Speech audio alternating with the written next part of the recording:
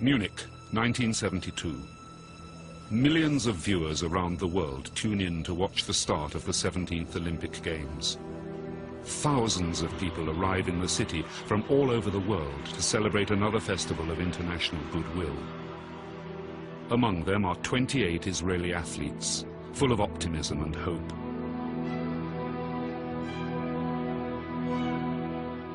But the Olympics of 1972 will be remembered for something quite different. September the 5th, 4:40 in the morning. Heavily armed terrorists raid the Israeli compound in the Olympic Village.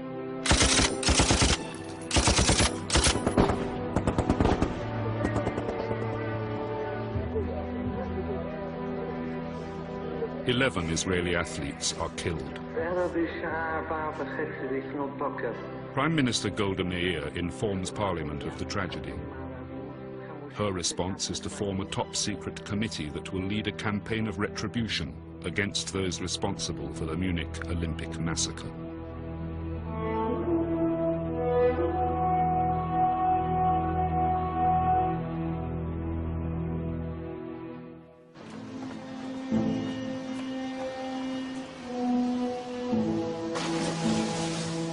In the early months of 1972, preparations for the Games were in full swing. Alongside the new sports facilities, new hotels and restaurants were rising all over the city.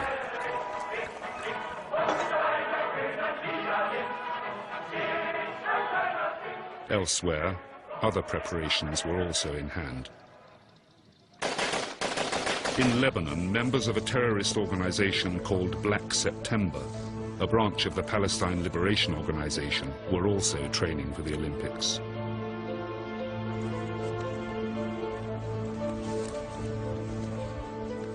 The Palestinians had applied to take part in the Games, but because they are not a sovereign state, the letters were never returned. Determined that their voice should be heard, Palestinians decided to contribute in another way.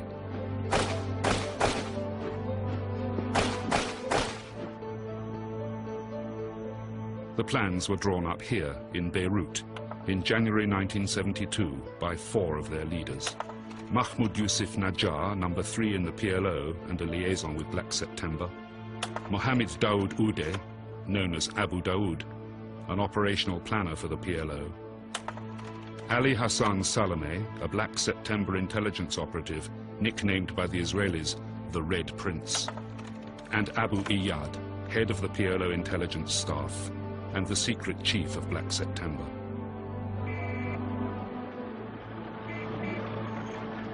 What they plan is to be seen live by the entire world. At the time, they did not expect it to end in the way that it did. Eric Rouleau is a writer and journalist who knew Abu Iyad well. Yes, this is a book which I wrote with Abu Iyad.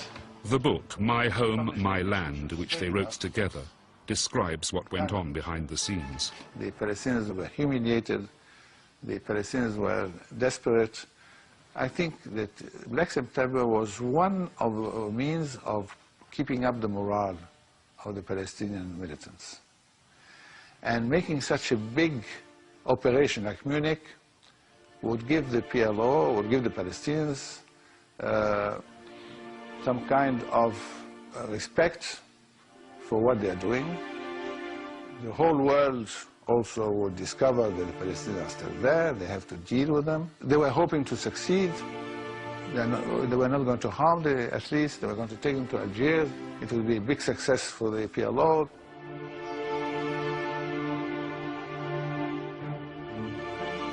In order to succeed, they need a lot of information about the Olympic Village, and for this they need local help. In the summer of 1972, Black September contacts the Red Army faction, or RAF, a German terrorist group. In August, the RAF begins monitoring security around the Olympic Village, supplying Black September with pictures of targets and details of routines.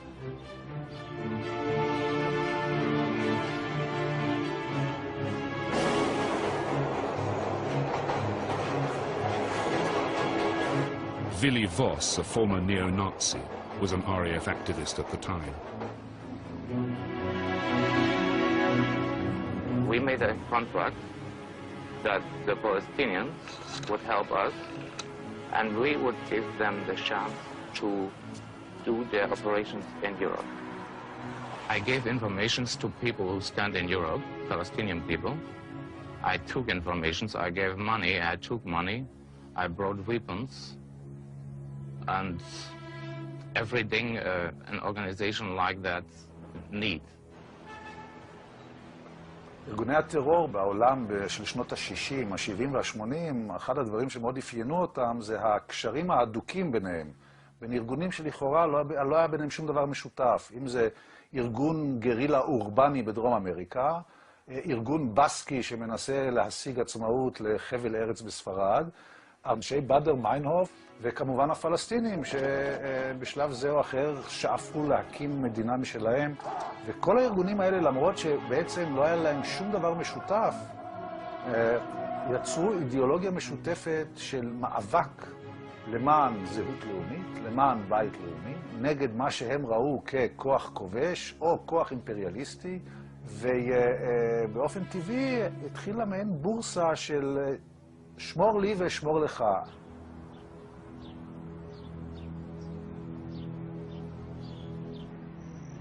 September the 5th. Black September strikes.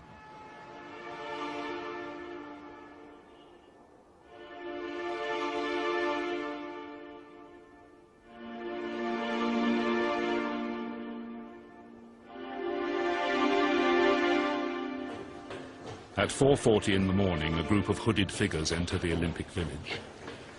They move systematically through the buildings, scanning the hallways in search of Israeli athletes.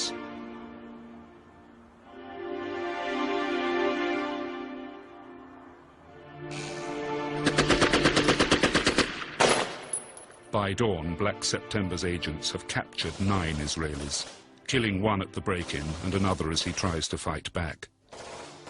In a matter of minutes, the terrorists have taken control of the Israeli compound.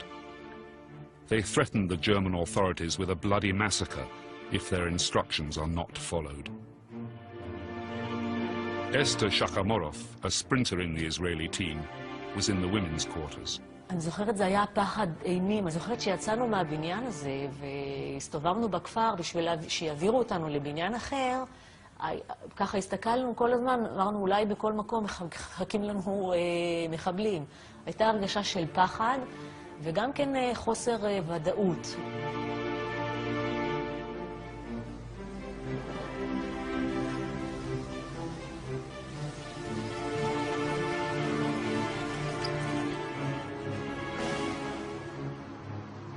In Israel, Γκόλντα Μέιρ wakes up to the news at home in Jerusalem. She was shocked. It was one of the most shocking experiences in our history. For Γκόλντα, this is more than another act of terrorism. The murder of Jews on German soil brings back memories of the Holocaust, still vivid in her mind. She is perceived as the Jewish mother of the Israeli people, and she feels it her duty to defend her children. Revenge is the only option. The immediate question that stood before us, can we send a unit from here, from Israel to Germany in order to release the sportsmen? Γκόλντα Μέιρ calls in Tzvi Zamir, head of Israel's Central Institute for Intelligence and Security, a secret organization known around the world by the Hebrew word for institute, Mossad. She also summons Aharon Yariv, head of military intelligence, to discuss the possibility of a rescue operation. All along the day, there were here a lot of intensive consideration what should be done. Ehud Barak, later Israel's prime minister, commanded a combat unit at the time. I was at the time the commander of our elite unit that was more trained than any other unit here and probably in the world at the time. In running such operations, we already had behind us rescue operation of hijacked Sabina airplane at Ben Gurion Airport. And I suggested to General Yariv, who was at the time the head of intelligence, telling him, look, we are prepared to take our unit, put a plane, will be there, and until night we can fall on our feet very quickly and adapt to the situation and be able to, probably be able to execute a rescue operation.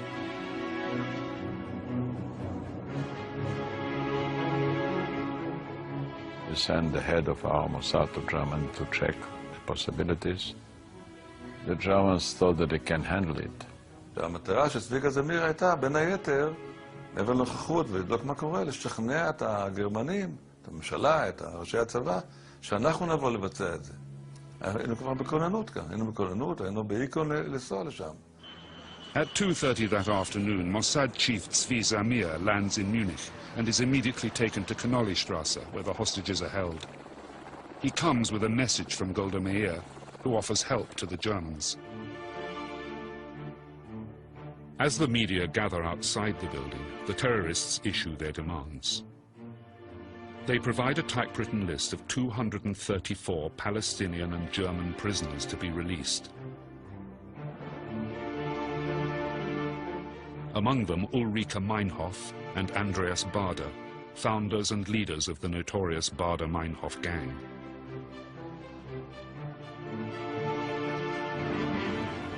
In Israel, the reaction of the public is horror and despair. The entire country tunes in to events in Munich as they unfold. The Germans are not ready to accept Israeli assistance. Zamir reports this to Γκόλντα Μέιρ. This is the original coded letter that he sent her on September the 5th. But Γκόλντα refuses to negotiate with terrorists. She will accept nothing but total surrender. By late evening, the terrorists demand to be taken to the airport with their hostages. This gives the Germans a chance to launch a rescue operation. לא הייתה להם יחידה ללוחמה בטרור.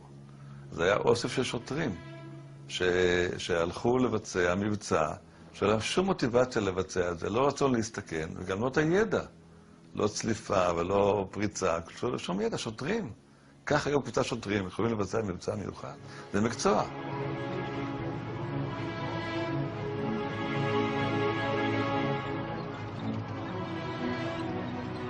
As they reach the airport, the police strike, but they lose control. The terrorists panic, open fire and throw a hand grenade. As the smoke clears, all 9 Israeli hostages lie dead, and 5 terrorists. 3 terrorists survive and are arrested by the Germans.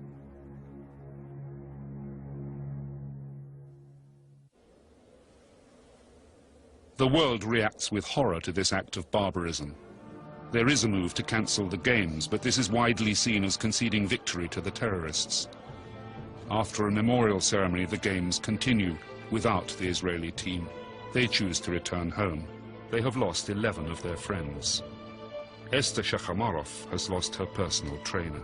לאבד פתאום בן אדם כזה, ופתאום אתה חוזר באווירון, הוא הביא אותך לשם, אנחנו באנו ביחד, ואני יושבת באווירון, ואני יודעת שהוא למטה בארון.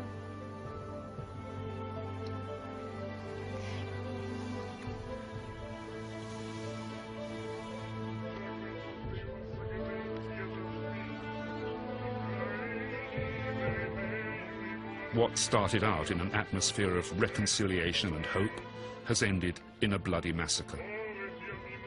But Γκόλντα Μέιρ is determined to settle the score.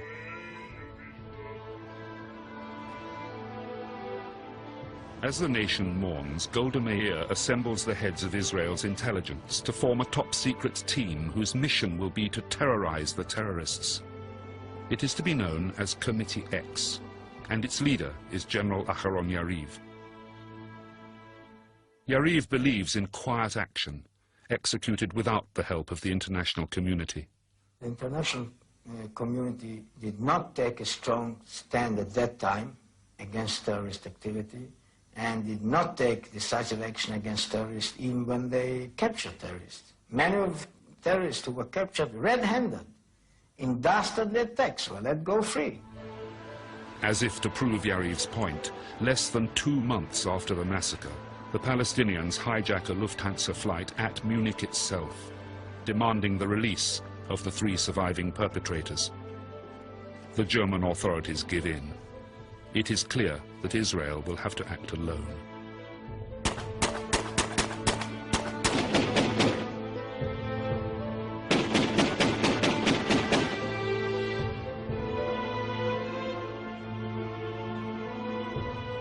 Under Committee X, Mossad sets up a special unit of agents that will hunt down and kill every person involved in the Munich attack, one by one.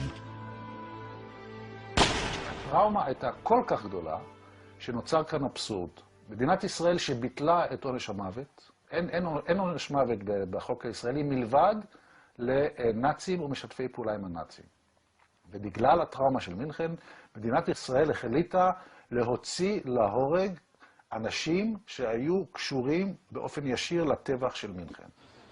But within Mossad, it is agreed that at this time, killing the operatives is justified. I think there is a lot of logic to do it, because if you don't do it, these same people will continue to cause the death of innocent people. So in a way, you are saving lives by doing it.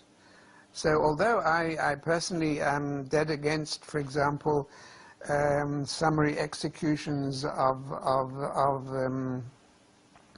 murderers and things like that, but if you have a case where you can save lives and you know that these people will continue to kill, then you have to take drastic action. If we can allow Israelis or Jews to become targets all around the world, you know, it cuts underneath somehow the way that Israel perceives itself and the raison d'etre of having Israel as a shelter. If as a result of having this shelter, Jews all around the world or Israelis are under higher risk without any kind of capacity to respond, that would give the wrong signal to the terrorists. In Tel Aviv, Mossad begins to gather information on the terror group responsible for the massacre. Γκόλντα is kept informed every step of the way. Personal dossiers are assembled for each of the terrorists. At the top of the hit list of 12 known terrorists is Ali Hassan Salameh.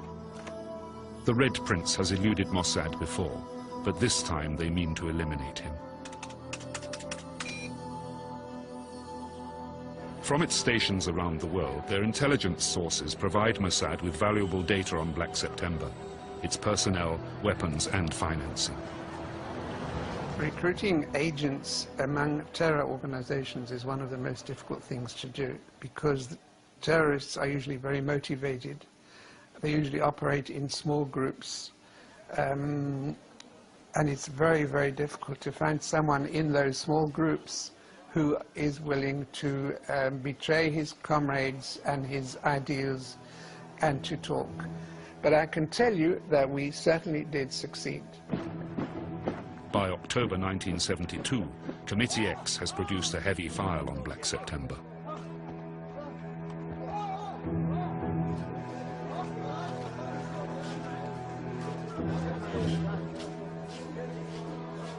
Black September was born in Jordan in 1970. The capital, Amman, had become the headquarters of Fatah, the military wing of the PLO.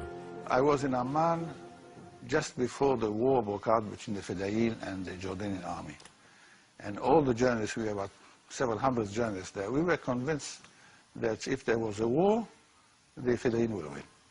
They looked so strong, they were in the streets. When we arrived at the airport, there was nobody from the Jordanian government to receive the journalists. It was a representative of Fatah who came and gave us press cards, told us which hotel to go. They were acting like a government. From Jordan, the Palestinians were conducting their campaign against Israel and working to bring their cause to the attention of the world. In September 1970, they hijacked 3 airliners to the Jordanian desert. After removing all the passengers, they put on a firework display for the world to watch.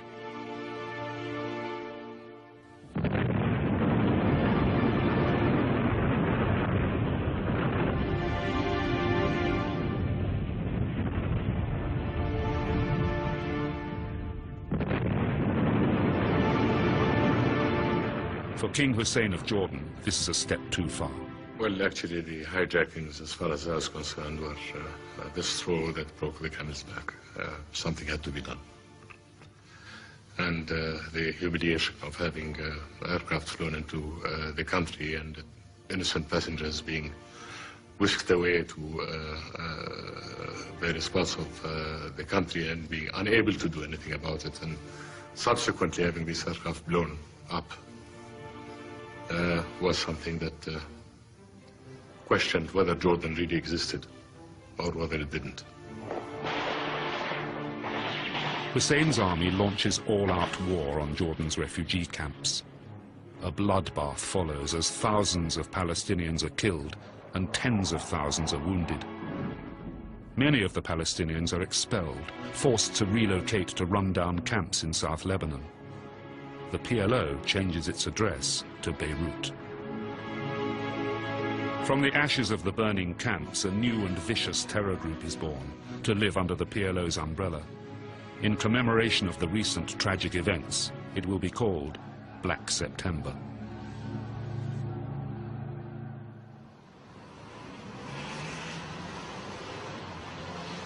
In Tel Aviv, Golda Meir chooses a veteran Mossad agent to command the assassination team. He will operate independently with no official link to Israel. His name is Mike Harari, an intelligence agent for 20 years with a reputation for extreme ferocity.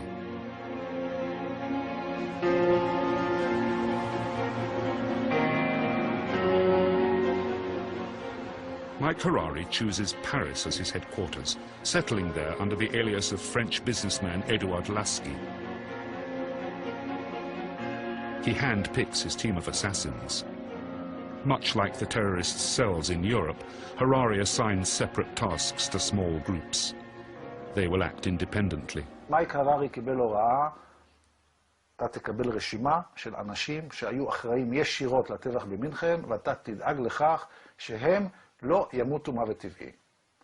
וזאת בהחלט, זה רגע מאוד מכריע, לא רק בתולדות מדינת ישראל, אלא גם בתולדות הטרור הבינלאומי. מכיוון זאת פעם ראשונה שמדינה סוברנית בעצם נטלה על עצמה לפעול על פי אותו קנה מידה ובאותם כלים של ארגוני הטרור, ובעצם, אם אפשר לומר, לפעול כארגון מאפיה. אתה בא לחסל אותי, אני אחסל אותך.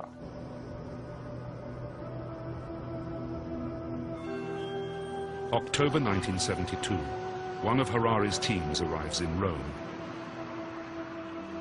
Its first target is Abdel Wahel Zuwaita, a Palestinian poet working as a translator at the Libyan embassy. He lives quietly on Piazza Annibaliano.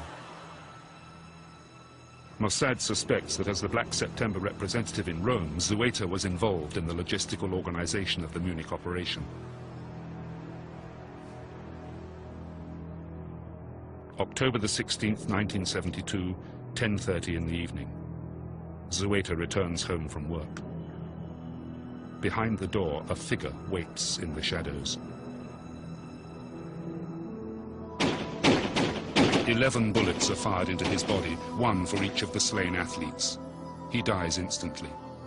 Golda Meir receives the message. Number one is down.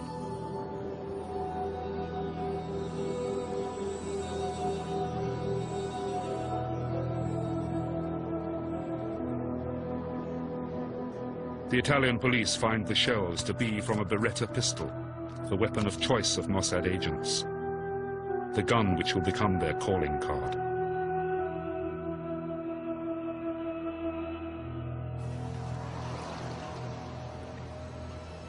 December 1972, Paris. Dr. Mahmoud Hamshari, the PLO spokesman in France, lives at number 175 Rue d'Alésia. This is a clip from his last television interview.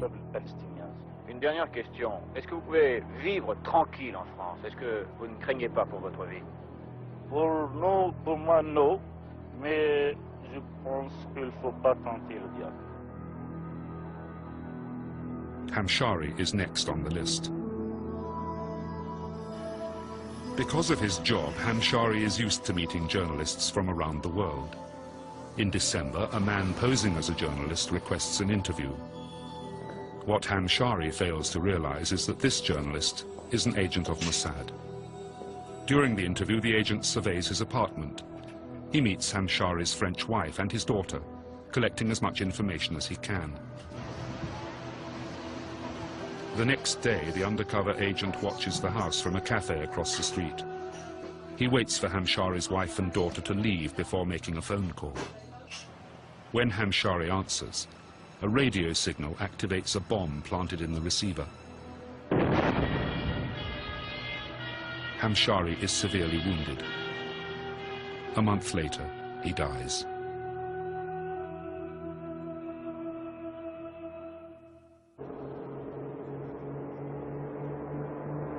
Three weeks later, Harari sends another team to Nicosia, Cyprus. Hussein Abd al-Khir, the PLO's major contact with the Soviets, is next on the list. Golda needs to make it clear that her revenge will reach the perpetrators, wherever they may try to hide. At 10 o'clock in the evening, he returns to his hotel room after a meeting at the Russian embassy. As he lies down on his bed, a pressure bomb planted underneath it kills him instantly. Al-Khir is buried in Cyprus.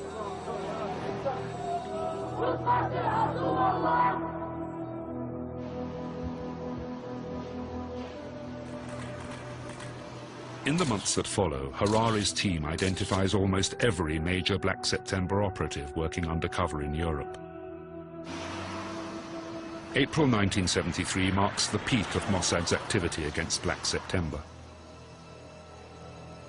Paris, Friday, April the 6th, 1973. Law professor Basel Al-Kubaisi is seen leaving the Café de la Paix near the Opera. Al-Kubaisi makes his way home. As he reaches Rue de l'Arcade, he is confronted by two men who fire 11 bullets into his body. Al-Kubaisi was number 5. The French police can only guess from the Beretta shells found at the scene that this was the work of Mossad. But on Golda's instructions, Israel denies any involvement in any of the killings. The world knew it was Mossad. So did Black September. The continuing killings put each and every member on their guard. In Beirut, Abu Iyad, the mastermind of the Munich operation, revealed his feelings to Eric Rouleau. We spent many nights talking. I suspected that he was in one way or another involved in Black September, but I didn't know that he was the head of it. This I realized after talking with him. He never admitted it. It was too dangerous. Since the Munich operation, he was living in fear. He told me so. Retribution on European soil is not enough. Prime Minister Γκόλντα Μέιρ orders Committee X to pursue everyone on the list, including those who are hiding in enemy countries. Then the commander of an elite commando unit, we briefed the Mossad people about what kind of information might be needed in order to decide whether an operation to be carried out by us is possible. And we said that it will be almost impossible to plan a decisive, very short attack if we cannot learn a little bit about the structure, the internal structure of these apartments. And it ended up that we were given the almost full plan of the building, from the basement to the top floors, with the internal arrangements that were found to be quite accurate of what's going within the apartments, and some more information about the routines. On April the 10th, they all meet in Golda's office to lay the plan before her. With her approval, the operation will proceed.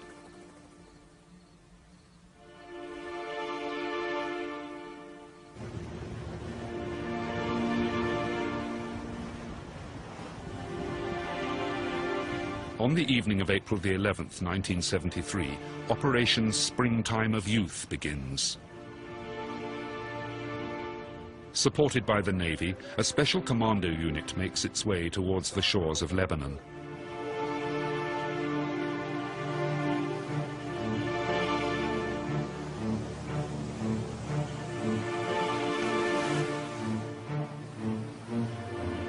Mossad agents are waiting for them on the beach to drive the commandos to their target. אנחנו נחתנו כ-20 קילומטר דרומית לביירות, במקום חוף הים, במקום יחסית שומם. ואנשי המוסד חיכו לנו 3 מכוניות. עכשיו, אנחנו התחפשנו לחלק לגברים תיירים וחלק לנשים. אני בסך הכל 14 לוחמים בסך הכל, אהוד ברק מפקד הכוח הזה. אני תייר לצורך העניין, אהוד ברק בת זוג שלי, מחופש לאישה, היה לו בייבי פייס. עוד נקודת חן הוסיפו לו. המוסד, המאפרת של המוסד, איפרה את כולנו, שנהיה יפים, מצחצחים, וכמו תיירים אמיתיים, למרות שזה לילה מואר וכל זה, עם תאורה, אבל חיפשו אותנו, אבל כל פרט הם יושבים, אין שום פה ויתור על שום דבר. אהוד ברק נראה אישה מטווח של חצי מטר, הוא נראה אישה. I was kind of in modern clothes with everything in place, and I was a brunette, and I had a stocky blonde.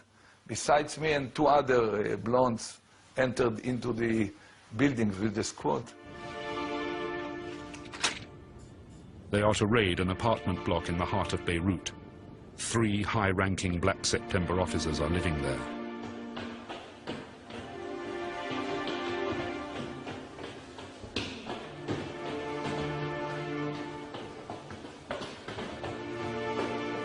The commandos raid the building, killing the 3 members of Black September.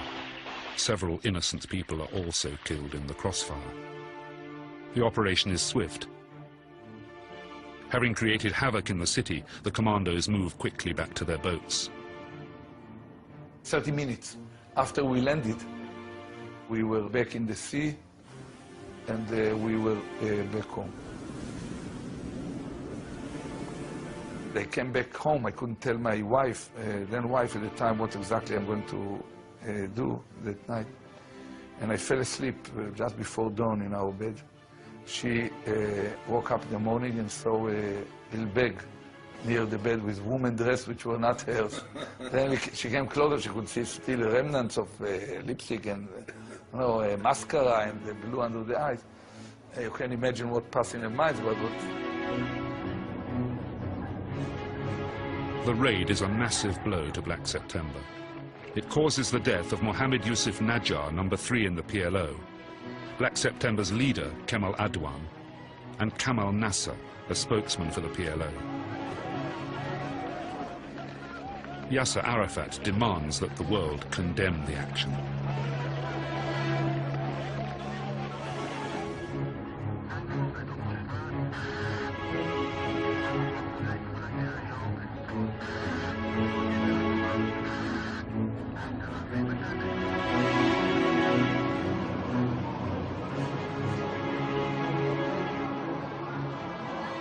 In Athens the next morning, Musa Abu Ziyad hears the news of the attack in his rented room. He is another one on the list of Munich conspirators. Abu Ziyad rushes out to buy a newspaper. While he is out, Mossad agents enter his room and plant a plastic explosive charge under the bed.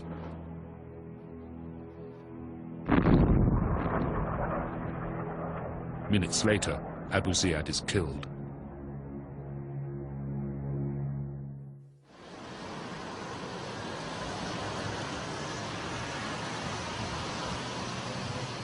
The hit list grows ever shorter.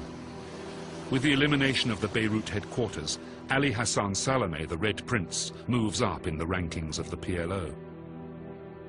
For Harari, catching Salameh becomes a top priority. While some in Israel call for the killings to stop, Harari is determined finally to cross the name of the Red Prince from the list.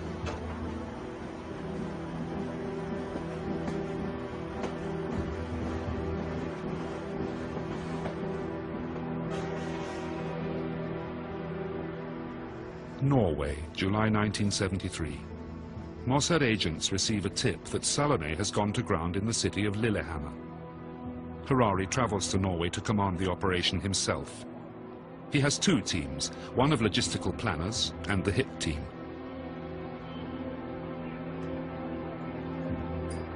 The agents quickly locate their target, leaving a local theatre, accompanied by a blonde woman. The man's features resemble those of Salome, and his attraction to blondes fits the profile compiled by Mossad.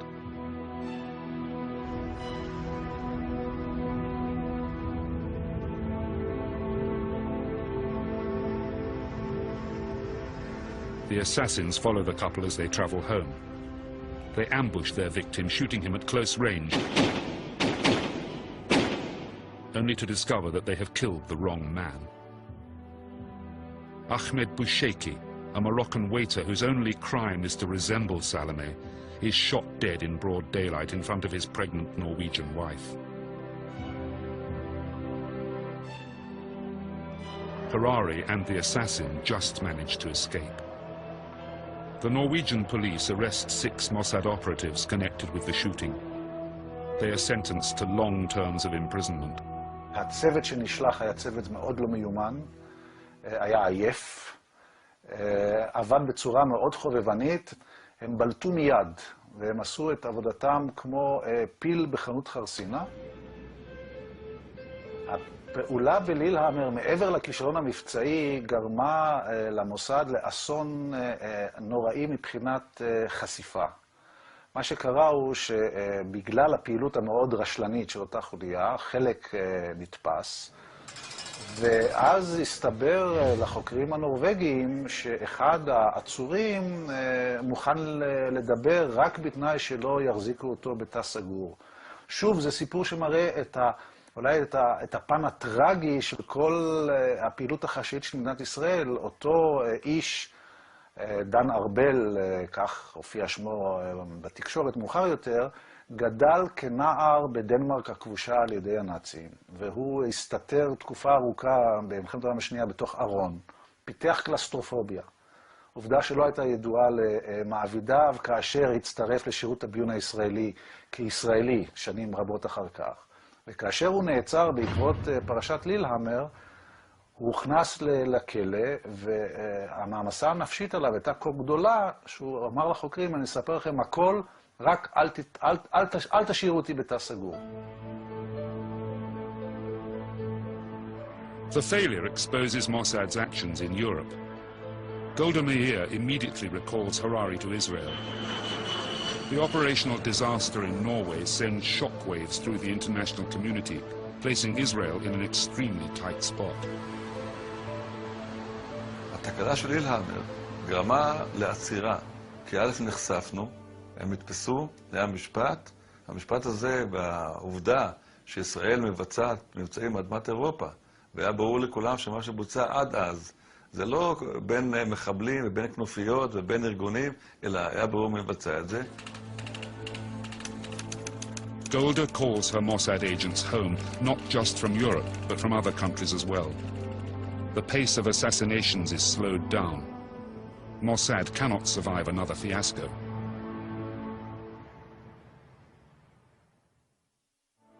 Γκόλντα Μέιρ remains Prime Minister until 1974, when she is succeeded by Yitzhak Rabin.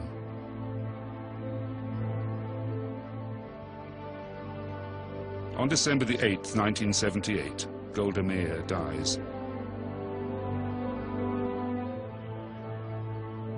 Thousands come to pay their last respects to their Jewish mother. But despite her departure, her legacy of revenge lives on. Her successors will not rest until Γκόλνda's list is completed.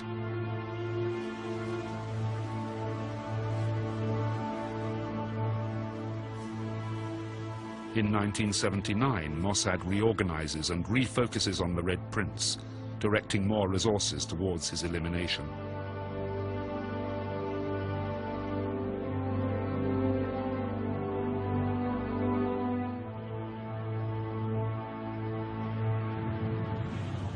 Ali Hassan Salome has evaded the Israeli secret agents in Europe for years. He leads a luxurious life, with the salary of a high-ranking PLO activist, and a new wife, the 1971 Miss Universe from Lebanon. By 1979, the Red Prince and his wife Georgina have settled down in Beirut, though Salome continues to have an eye for other women. I met him once or twice, but I didn't like mixing with him because I knew he was a killer, Hassan Salome. Hassan Salameh is probably one of the great killers of the PLO. I mean, I didn't like him very much. He was a playboy. You would see him on the beaches of Beirut, very well dressed, with a lot of women around him. I mean, he was quite a figure. His lifestyle made him antipathic, made him not likable by the Palestinians who were living a hard life. And he had a lot of money. Nobody knew where money was coming from. He was spending in cabarets. Some say the money comes from America. Salameh has very good relations with the CIA. He might be their top agent in Lebanon. This relationship enables Salameh to boost the Palestinian cause and to promote Arafat in the international arena. Israeli intelligence, aware of his weakness for women, sets a honey trap. Erica Chambers, an agent sent by Mossad, meets Salameh as if by chance. She is an attractive woman and he is immediately smitten. They have a passionate affair, during which Chambers closely observes Salameh and reports on his daily routine.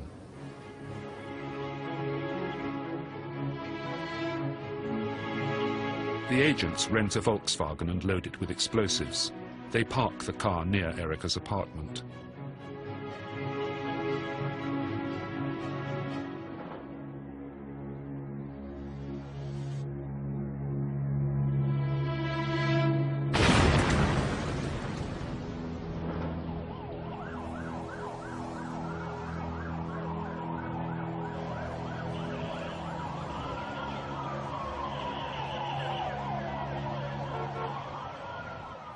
Ali Hassan Salama, Abu Hassan, was martyred on the path of the revolution and liberation. At 4 p.m. Monday, January 22nd, together with 4 of his escorts, due to a remote detonated explosive charge. The Red Prince, one of the key planners of the Munich massacre, is dead.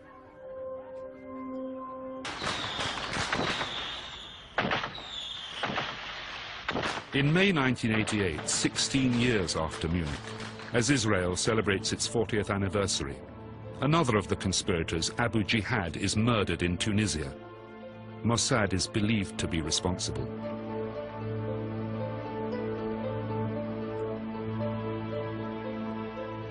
No one knows how many names were on the list compiled by Committee X, but the assassinations continued into the 90s. Today, more than 3 decades after the Munich massacre, most of the terrorists involved in the attack have been killed by Mossad.